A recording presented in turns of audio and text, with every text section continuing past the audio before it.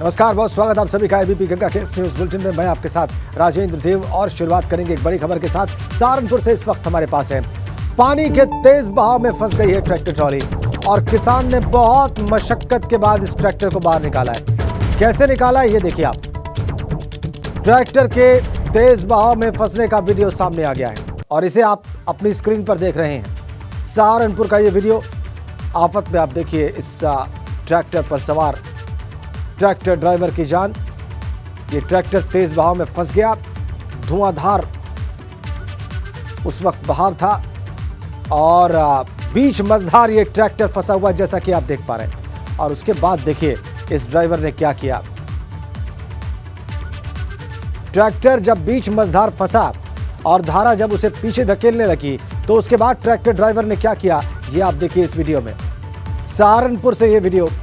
तेज बहाव में किसान की ट्रैक्टर ट्रॉली फंस गई, लेकिन उसके बाद भी आप देखिए, उसके बाद इस ट्रैक्टर ड्राइवर ने क्या किया वो आप देखिए। पानी की तेज धार इस ट्रैक्टर को पीछे धकेले जा रही थी, ट्रैक्टर ट्रॉली को पीछे धकेले जा रही थी कुछ दूर तक। और उसके बाद देखिए ट्रैक्टर को कैसे फिर से ड्राइव करना शुरू किया धारा के साथ।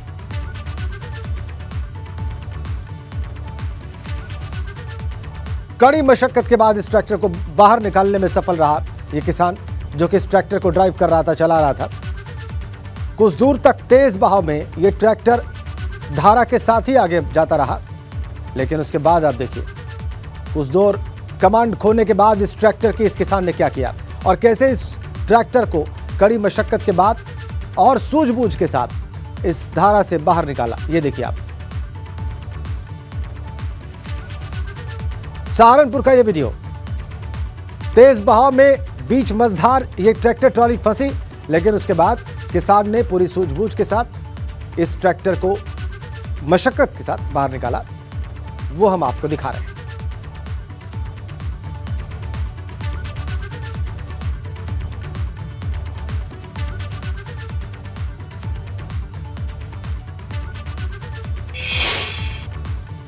और आगे बढ़ेंगे दिल्ली से आ रही एक बड़ी खबर के साथ। दिल्ली में उत्तराखंड को लेकर बड़ी बैठक है। उत्तराखंड भाजपा को लेकर आज ये अहम बैठक है और भारतीय जनता पार्टी के अध्यक्ष जेपी नड्डा इस बैठक की अध्यक्षता करेंगे। उत्तराखंड के प्रभारी दुष्यंत गौतम भी इसमें शामिल होंगे। संगठन महामंत्री अजय कुमार भी इस दौरान वहां पर मौजूद रहेंगे। मंत्रिमंडल विस्तार को लेकर इसमें आखिरी मुहर लगेगी, फाइनल स्टैंप लगेगा। दर्जा प्राप्त राज्य मंत्री के पदों को भरने पर भी चर्चा संभव है इस बैठक में। उत्तराखंड में नए संगठन की रचना पर भी इस बैठक में चर्चा होगी। तो बड़ी खबर, दिल्ली में उत्तराखंड को लेकर बैठक। इससे पहले दिल्ली में राष्ट्रीय संगठन महामंत्री बीएल संतोष के आवास पर उत्तराखंड को लेकर बैठक हुई थी। तो दिल्ली में यह महत्वपूर्ण बैठक अध्यक्षता कर रहे हैं खुद भाजपा के राष्ट्रीय अध्यक्ष जेपी नड्डा। उत्तराखंड के प्रभारी दुष्यंत गौतम भी इसमें शामिल होंगे।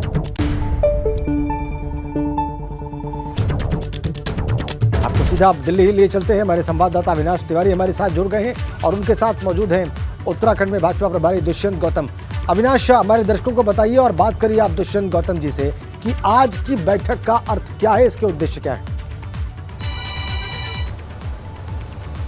बिल्कुल राजेंद्र, हमारे साथ प्रभारी दुष्यंत गौतम खुद मौजूद है, इन्हीं से बातचीत करेंगे। सर, चूंकि आप लोग 2 दौर की बैठक पहले भी कर चुके हैं, आज अंतिम बैठक अगर कहें तो राष्ट्रीय अध्यक्ष के साथ होने जा रही है, क्या कुछ मंथन होगा और कब तक संगठन में हम लोग मान के चले कि नाम का फाइनलाइजेशन हो जाएगा? देखिए कि राष्ट्रीय अध्यक्ष जी लगातार अच्छा संगठन बने और जो प्रधानमंत्री जी ने कहा है कि आने वाला दशक जो होगा उत्तराखंड का होगा, और जिस प्रकार से वहाँ की जनता ने भी मोहर लगाई है कि जो हम योजनाएं जनता के बीच में लेकर जाने गए थे और उस पर वो सक्सेस भी हुए, कामयाब भी हो और ज़्यादा सर्वस्पर्शी योजनाएं वहाँ तक पहुँचे, इसलिए संगठन बहुत ज़रूरी है। क्योंकि आप लोग 2 दौर की बैठक कर चुके हैं, तो किस तरीके के नामों को आप लोगों ने चयन किया है, क्या प्राथमिकता दी गई है और कैसे नाम को लेकर के अब आज राष्ट्रीय अध्यक्ष के पास आप लोग जा रहे हैं? देखा, सर्वस्पर्शी हो, सब जाति धर्म सभी क्षेत्र का भागीदारी उसमें होनी चाहिए, ऐसा एक वैचारिक सोच बनी है। महिलाओं को प्रतिनिधित्व मिले, एससीओं को प्रतिनिधित्व मिले, युवाओं को प्रतिनिधित्व बढ़े, ये सब सोच के अनेकों बैठकें हो चुकी हैं। अब राष्ट्रीय अध्यक्ष जी उस पर चर्चा करेंगे, चिंता करेंगे, कुछ उनको सुझाव जो होते हैं, क्योंकि उनके नेतृत्व में ही हमें आगे बढ़ना है, उनके जो सुझाव होंगे उसको मान्य करते हुए फिर हम उसकी घोषणा करेंगे। कितनी महत्वपूर्ण बैठक है आज ये संगठन के लिहाज से, क्योंकि नए प्रदेश अध्यक्ष की घोषणा हुई है, संगठन का विस्तार होना है, दर्जा प्राप्त राज्य मंत्रियां बनने हैं, इसके बाद मंत्रिमंडल का भी विस्तार होना है। देखिए, बैठक तो महत्वपूर्ण ही होती है, हर बैठक महत्वपूर्ण होती है, क्योंकि उसमें जनता का भविष्य जुड़ा होता है, उसको सुधारना हमारा काम होता है। इसलिए बैठक तो हर महत्वपूर्ण होती है और हम मुख्य घोषणा कर रहे हैं पदाधिकारियों की, तो मुझे लगता है कि ये जल्दी होगी और उसके बाद में अनेक विषयों पर भी चर्चा होगी। क्योंकि आप लोगों ने तय किया है कि दागियों को इस बार जगह नहीं देंगे, तो क्या जो नाम आप लोग लेकर जा रहे हैं उसमें सब बेदाग छवि वाले हैं, सब बिल्कुल निर्विवाद रूप से जो व्यक्ति हैं वो चुने जाएंगे? देखिए, हम नहीं लेके जा रहे, सामूहिक निर्णय होता है, सामूहिक सारा संगठन बैठता है, सबकी राय ली जाती है। संगठन में जो पूर्व के लोग हैं उनकी भी राय ली जाती है, उनकी राय के अनुरूप सारा संगठन बनता है, उसी पर आज चर्चा होने वाली है। और तो सही बात है कि हम दागियों को क्यों लेके जाएंगे, हम पे स्वच्छ छवि के बड़े लोग हैं, जिसके कारण संगठन को हानि होती हो, उसे लोगों को हम रखेंगे भी नहीं आगे, ये तो सत्य है। दर्जा प्राप्त राज्य मंत्रियों को लेकर के भी काफ़ी चर्चा है, क्या उनके नामों पर भी चर्चा हो रही, कब तक वो लाभ के पद भरे जाएंगे? जल्दी ही भरेंगे, क्योंकि सरकार बनती है, कार्यकर्ताओं को अनेक सपने होते हैं, उनको भी लगना चाहिए सरकार बन रही है, उसमें भी एक पहला कदम ये है, उसके अगले कदम पे चर्चा करेंगे और उसकी भी घोषणा जल्दी। ठीक है अविनाश, बात तो क्या संगठन का पूरा विस्तार दिया जाएगा, सारे पद भर जाएंगे? उम्मीद तो यह सारे भरे जाएंगे, लेकिन वो राष्ट्रीय अध्यक्ष जी के आज्ञा का अनुपालन होगा, जिस प्रकार से वो हमें निर्देश करेंगे उस प्रकार से हम। तो आज की बैठक महत्वपूर्ण है। मंत्रिमंडल विस्तार को लेकर के भी काफी ज्यादा चर्चा है, 3 पद खाली है, होगा समय आएगा उसका भी, जब लगेगा कि मंत्रिमंडल विस्तार पर कोई बॉस पर जवाब नहीं दे रहे हैं दुष्यंत गौतम। बहुत बहुत धन्यवाद आपका अविनाश, और बहुत बहुत धन्यवाद दुष्यंत गौतम का एबीपी गंगा से बात करने के लिए। आगे बढ़ेंगे, बहुत से आ रही है बड़ी खबर, हत्या के आरोपी की संपत्ति पर वहां बुलडोजर चला है, ईंट भट्ठा, ट्रैक्टर और घर को बुलडोजर से ध्वस्त किया गया है। कल पंचायत में एक व्यक्ति की हत्या हुई थी, पुलिस के सामने आरोपी ने गोली मारी थी। लंकसी के हथनी गांव की घटना है, ईंट भट्ठा, ट्रैक्टर और घर को ध्वस्त किया गया। कल पंचायत में एक व्यक्ति की हत्या हुई थी, उसके बाद ये देखिए आप तस्वीरें मऊ से, ईंट भट्ठा, ट्रैक्टर और घर को कैसे ध्वस्त किया गया है बुलडोजर से। एक्सक्लूसिव तस्वीरें।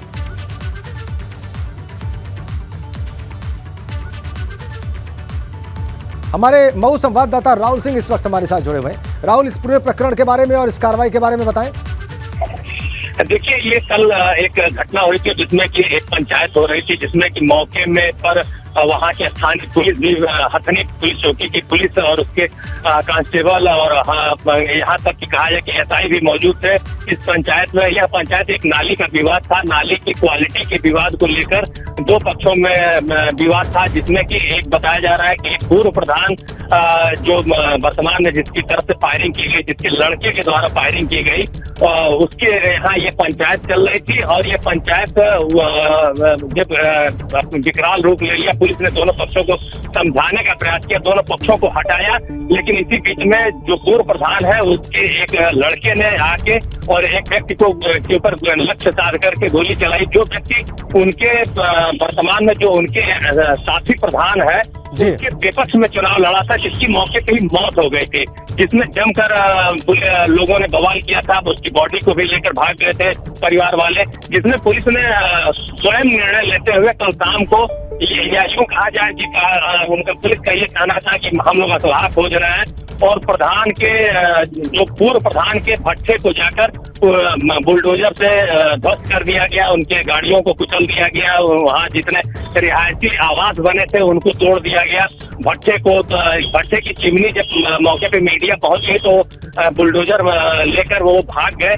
तो पुलिस इस बात को स्वीकार नहीं कर रही है कि ये घटना उनके द्वारा घटित की गई है, लेकिन हाँ, पुलिस इस बात पे कह रही है कि हम लोग खोज रहे हैं कि असलाह कहाँ छिपा हुआ है, क्योंकि आरोपी अभी तक गिरफ्तार नहीं है, वो फरार चल रहे हैं। तो रात में लगभग 11 बजे जो हमें स्थानीय लोगों ने सूचना दी है कि रात में 11 बजे करीब बुलडोजर के द्वारा चिमनी को गिराकर जो कार्रवाई की गई है, उसके पीछे यह है कि कानून व्यवस्था का एक भय व्याप्त करने का प्रयास है इनडायरेक्टली पुलिस को, क्योंकि कल सबसे ज्यादा खिल्ली पुलिस जुड़ी थी।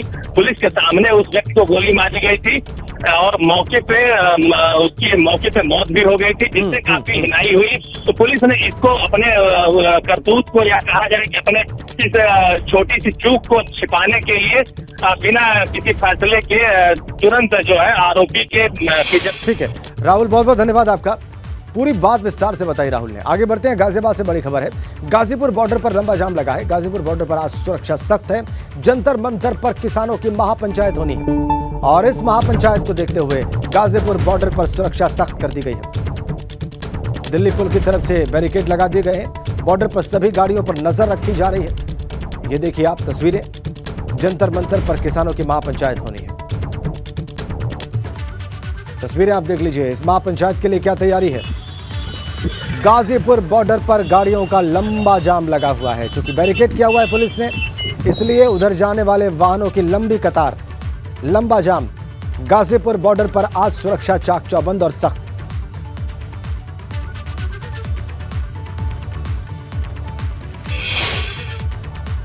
अगली बड़ी खबर मेरठ से है। गन्ने के खेत में अधेड़ का शव मिला है। गला रेत कर विपिन नाम के व्यक्ति की हत्या की गई है। थाना कंकरखेड़ा क्षेत्र के जंगेठी गांव का सारा मामला है। पुलिस ने शव को पोस्टमार्टम के लिए भेज दिया है। बड़ी खबर मेरठ से, अधेड़ का शव मिला गन्ने के खेत में और इस व्यक्ति की हत्या गला रेत कर की गई।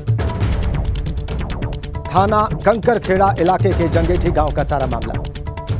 पुलिस ने इस शव को पोस्टमार्टम के लिए भेजा है। सनसनी फैली हुई है इस वाकई के सामने आने के बाद। मेरठ से खबर, अधेड़ का शव जिसका नाम विपिन बताया जा रहा है, गला रेत कर उसकी हत्या करके शव को गन्ने के खेत में फेंक दिया गया। पोस्टमार्टम के लिए इस शव को भेजा गया है। पुलिस मौके पर है। गला रेत कर हत्या करने की बात सामने आ रही है। अगली बड़ी खबर लखनऊ से है। मुख्तार अंसारी के करीबी आज से ईडी के जोनल कार्यालय पहुंचेंगे। ईडी के सवालों के जवाब देने के लिए आज इनकी पेशी होगी और सबसे पहले मुख्तार के साले से पूछताछ हो सकती है। पिछले दिनों मुख्तार के करीबियों के ठिकाने पर छापे मारे गए थे और सभी को 14 दिनों के भीतर ईडी दफ्तर में पेश होने के आदेश है। सबसे पहले मुख्तार के साले से पूछताछ हो सकती है। तो मुख्तार के करीबियों को ईडी के दफ्तर में प्रस्तुत होने के आदेश हैं। अब उन्हें ईडी के सवालों के जवाब देने होंगे। सभी को 14 दिनों के भीतर ईडी के दफ्तर पर पेश होने के आदेश हैं।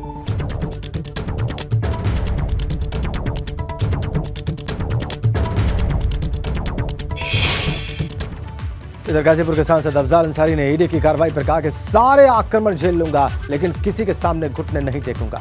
उन्होंने विपक्ष के नेताओं को परेशान करने का भी आरोप लगाया। अफजाल अंसारी आरोप पहले भी लगाते रहे हैं। अब उन्होंने कहा है कि सारे आक्रमण वो झेलेंगे लेकिन घुटने नहीं टेकेंगे। बसपा सांसद हैं गाजीपुर से अफजाल अंसारी। ईडी ने उनके ठिकानों पर भी छापे मारे थे और अब वो ये कह रहे हैं कि वो बिल्कुल घुटने नहीं टेकेंगे, सारे आक्रमण झेलेंगे लेकिन सरेंडर नहीं करेंगे। बसपा सांसद अफजाल अंसारी का बड़ा बयान।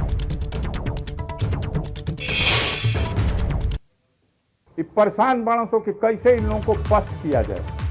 अगर ये पस्त हो जाएंगे तो हम मनमानी कर पाएंगे। इसलिए सारे आक्रमण हैं और सारे आक्रमण झेल लूंगा। इनके उस अरमान को कि मेरे सामने घुटना टेक दें, इस अरमान को तो इस जीवन में पूरा होने वाला नहीं है। बुजदिल रोज जन्म लेता है, रोज मर जाता है। और हम उसूल वाले लोग हैं, इनसे डरने वाले नहीं हैं। इनकी सारी कार्रवाइयों का जो कोर्ट कचहरी में कानून में व्यवस्था है उसके माध्यम से लड़ूंगा। और उस मोर्चे पर जितने दिन तुम्हारी सरकार की ताकत है कूद लो। एक एक हिसाब होगा और एक एक चीज हम अपनी लौटा लेंगे अगर हमारी सच्चाई होगी। आप सत्ता में हो, सत्ता का नशा और सत्ता की ताकत का दुरुपयोग करके विरोधी नेताओं को सता रहे हो, चाहे वो महाराष्ट्र में हो, चाहे वो बंगाल में हो, चाहे वो दिल्ली में हो और चाहे आपके गाजीपुर जनपद में तोप का मुंह पे हम ही बाणी देह गोला मार फोसो। देखा गोलवा खत्म होला कि हम खत्म होइला। लेकिन मैंने कह दिया है कि मैं दूसरी मिट्टी का बना हूं। एक उसूल है, एक सिद्धांत है, 40 साल से जुल्म जाति अत्याचार और सामंतवाद के खिलाफ लड़ता हूं, गरीबों की मदद करता हूं। जहां भी गरीब पे अत्याचार होगा आधी रात को उसका आंसू पोंछने का काम किया था और आज भी करूंगा। अफजाल अंसारी के बयान आपने देखे और फिर आगे बढ़ेंगे प्रयागराज से आ रही बड़ी खबर के साथ। स्कूल वैन पलटने से हादसे की खबर आ रही है। मैजिक पलटी है और 5 छात्राएं घायल बताई जा रही हैं। ग्रामीणों ने बच्चों को गाड़ी से बाहर निकाल लिया है। बारिश के चलते सड़क पर यह मैजिक पलटी थी। करछना थाना इलाके के भीरपुर इलाके का सारा मामला। हमारे संवाददाता मोहम्मद मोइन हमारे साथ जुड़ गए हैं। मोइन, इस दुर्घटना के बारे में विस्तार से हमें बताएंगे। बताइए मोइन। देखिए, ये करछना इलाके का एक प्राइवेट स्कूल है। एक मैजिक वैन पर सवार होकर के बच्चे सुबह के वक्त स्कूल जा रहे थे, लेकिन प्रयागराज में पिछले कई दिनों से रुक रुक कर बारिश हो रही है। इस वजह से सड़कों पर कीचड़ व फिसलन बहुत ज्यादा है। इसी वजह से ये जो मैजिक वैन थी स्कूली बच्चों से भरी हुई, ये पलट गई। 5 बच्चों को चोट आई है, लेकिन खतरे की कोई बात नहीं है। सभी की हालत खतरे से बाहर बताई जा रही है। प्राइमरी उपचार इन लोगों का अस्पताल में नजदीक कराया गया, उसके बाद इन सभी को छुट्टी दे दी गई है। और जो प्रशासन है उसने मामले की जो हादसा हुआ है उसकी जांच के आदेश दे दिए गए हैं। ड्राइवर का बयान दर्ज किया जाएगा। इसके साथ साथ जो बच्चे थे वैन में बैठे हुए उनका बयान दर्ज किया जाएगा और इस बात का पता लगाने की कोशिश की जाएगी कि कहीं पूरे मामले में ड्राइवर की कोई लापरवाही तो नहीं है, और अगर लापरवाही होती है तो उसके खिलाफ कार्रवाई भी की जाएगी। बहुत धन्यवाद आपका मोहम्मद भाई। बड़ी खबर आ रही है, अखिलेश यादव लखनऊ से आजमगढ़ के लिए रवाना हो गए और जेल में बंद समाजवादी पार्टी के विधायक रमाकांत यादव से मुलाकात करेंगे अखिलेश यादव। आजमगढ़ की डौरा जेल में रमाकांत यादव से मुलाकात करेंगे अखिलेश और 1 घंटे तक मुलाकात हो सकती है। जहरीली शराब कांड में भी आरोपी है रमाकांत यादव। बड़ी खबर, रवाना हो चुके आजमगढ़ के लिए अखिलेश यादव। दोपहर 2 बजे मुलाकात का कार्यक्रम, 3 बजे लखनऊ वापसी। आजमगढ़, जहां से अभी इस उपचुनाव के पहले त्यागपत्र देने से पहले तक सांसद थे अखिलेश यादव, उसी आजमगढ़ के लिए रवाना हुए हैं और वहां पर विधायक रमाकांत यादव से मुलाकात करेंगे। जहरीली शराब कांड में आरोपी जेल में बंद रमाकांत यादव से 1 घंटे तक अखिलेश यादव की मुलाकात हो सकती है। तय जो कार्यक्रम है उसके मुताबिक दोपहर 2 बजे मुलाकात शुरू होगी और 3 बजे लखनऊ वापसी का कार्यक्रम है।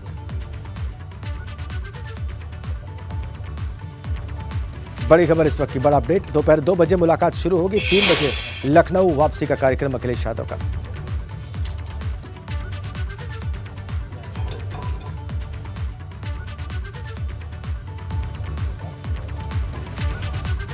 आजमगढ़ की इटौरा जेल में मुलाकात दोपहर 2 बजे।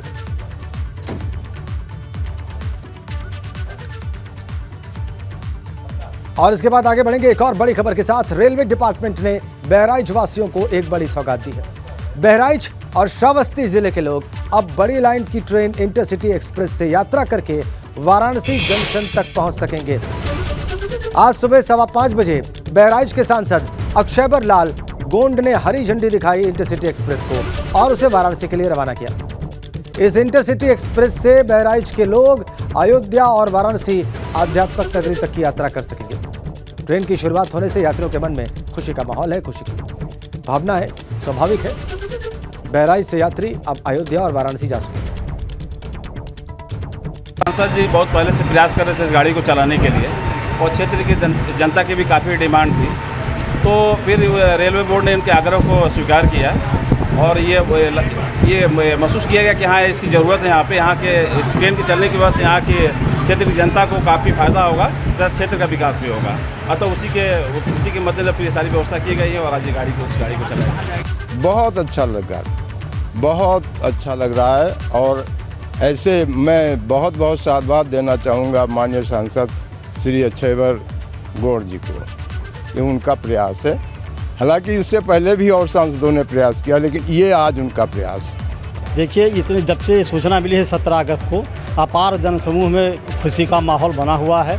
हम लोग इतना प्रसन्न हैं कि अब सिद्धनाथ मंदिर बहराइच से और बनारस मंदिर काशी विश्वनाथ तक के हम लोग दोनों जगह जल चढ़ाएंगे और विभिन्न कार्यों को पूरा करेंगे। जैसे कहीं भी जाना हो, इलाहाबाद जाना हो, अयोध्या जाना हो, तो सुबह सुबह जो तड़के समय मिल गया, ये अपार खुशी का माहौल और सारे काम बन जाएंगे।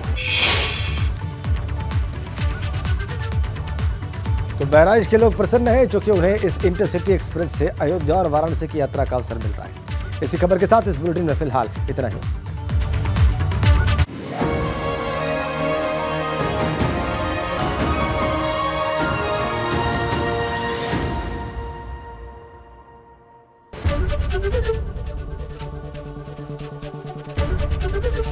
एबीपी गंगा, खबर आपकी, जुबान आपकी।